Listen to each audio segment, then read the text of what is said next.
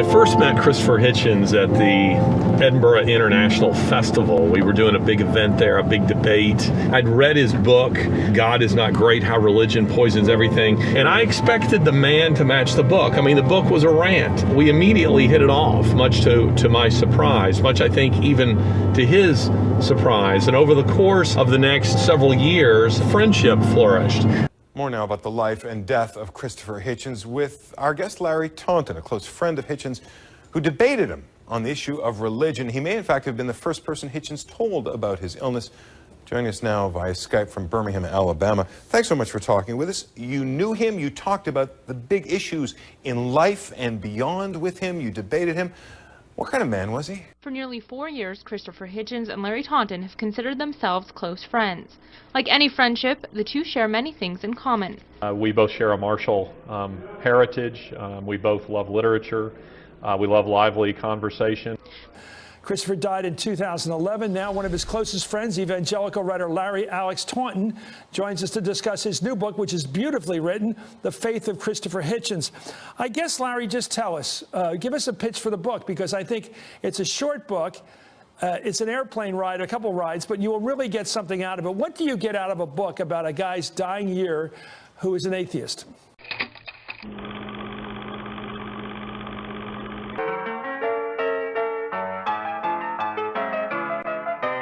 Christopher was, as he would refer to himself, a divided self. If Christopher Hitchens is a box you're trying to unlock, the tumblers don't line up with the atheist key.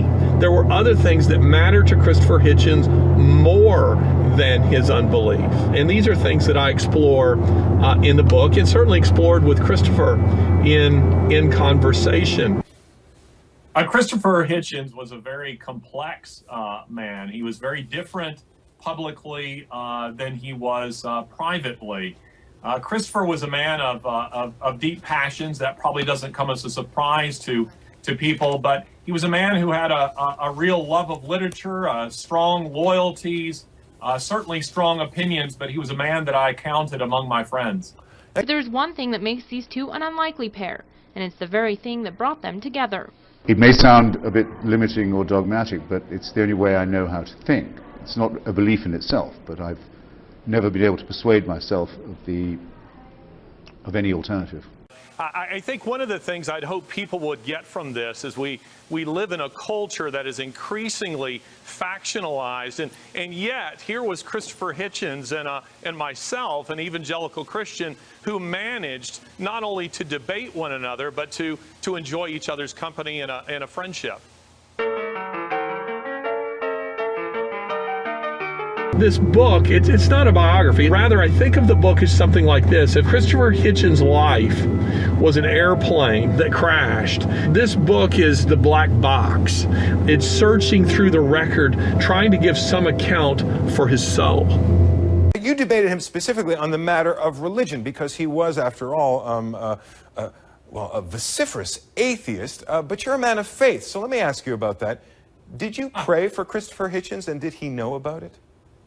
Yes, I did, and I did tell him, and I think in his own way, Christopher was very appreciative of that. I'm not suggesting because he believed there was a deity, but I think he knew that I meant it, and that I was sincere in my desire to see him healed, and I think Christopher was even moved by that. Well, what was he searching for? I mean, everybody gets something from someone else, and you learn from other people, your friends especially, I think. And was he using you as a final sort of due diligence on whether he was right or wrong about God?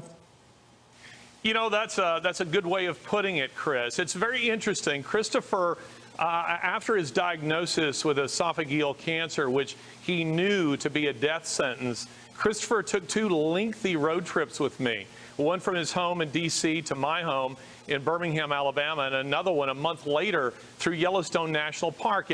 And here he was. I mean, it's extraordinary, almost unbelievable. He has a Johnny Walker Scotch squeezed between his knees, his glasses perched on the end of his nose, and he's reading aloud from the Gospel of John as I'm driving through the Shenandoah Valley, and we're discussing the merits of that book.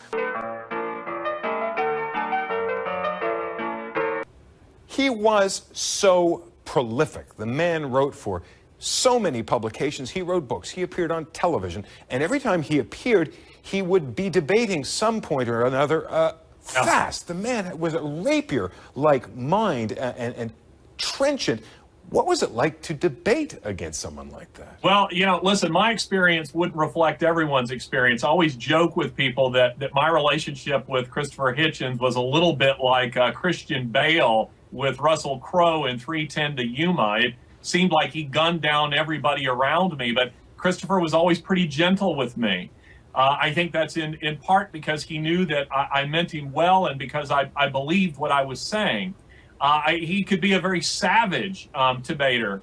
Our debates, both public and private, were hard fought, but they were never personal. And indeed, our last debate last fall, before the two of us drove from his home in D.C. to mine in Birmingham, Alabama, Christopher was very complimentary after that engagement and wanted to have dinner. And that's kind of the way Christopher always was.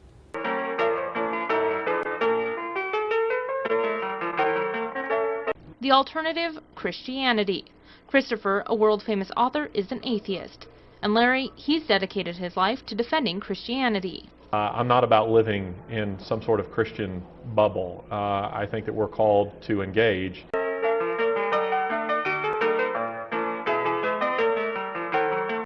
I'm curious because, especially because of the way he spent his last years, so passionately involved with the argument over the existence of God. Is that how he's going to be remembered, as the most argumentative atheist of the English-speaking world, or did he contribute something more than that? Well, certainly there will be some who will remember him as that. Many evangelicals will remember him that way. Certainly many of his fans who are atheists will remember him that way. I will remember him as a friend. I will remember him as someone who I think was really the best that the so-called new atheists had to offer. I'll remember him as someone who's very broadly educated. I'll remember him as someone whose company I thoroughly enjoyed. And so I think he'll be remembered for a lot of things. Christopher also wrote beautifully and on many subjects that, whether you're a Christian or an atheist or where you stand on those issues, I think you'll find something in the writing of Christopher Hitchens that you can agree with. And although they have yet and most likely never will agree, both say they've learned a great deal from each other. If everyone in the United States had the same qualities of loyalty and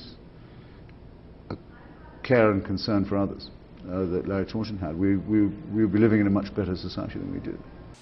And what were the merits to him? Well, you know, I think Christopher was genuinely trying to explore whether or not Christianity, at the end of the day, had real merits. I mean, this was a man who was staring eternity in the face, and who was contemplating, I think, a broader defection than the political one that he did in 2001. I believe that it's true, then I should be willing to subject it to some scrutiny, and I do believe that it's true. So, and I actually find that it's, you know, it's sharpening in some sense. Why did he drink so much and smoke so much? I mean, it really did kill him, and people do that. Do you think he knew he was doing it? Yeah, I think he did, Chris. I mean, his father had died of esophageal cancer, and he knew that that was a result of smoking and drinking in tandem. All those nights at Timberlake's on Connecticut Avenue. All those nights at the bar at Timberlake's. Yeah. So the two of us got to know each other quite well, and after his diagnosis with esophageal cancer, we decided to take 2 road trips together. So we drove from his flat in D.C. to my home in Birmingham, Alabama, and as we're driving through the Shenandoah Valley, he's reading the Gospel of John and asking me questions about that book. The man was moving towards eternity. He knew that in the diagnosis of esophageal cancer, that this was a death sentence. Yeah, well, you know, he told me, in short, that he liked it. And he said that he really didn't expect to live as long as he did. If I was to tell Larry after our drive down through Shenandoah yesterday that the Jesus who is so real to him is in fact, or could be proved to be, only a fictitious person, it would have to ruin Comrade Taunton's day. To that I must confess that he is correct. It would ruin my life. I would say to Christopher what he has once said to me, and that is this: don't give up quite so easily.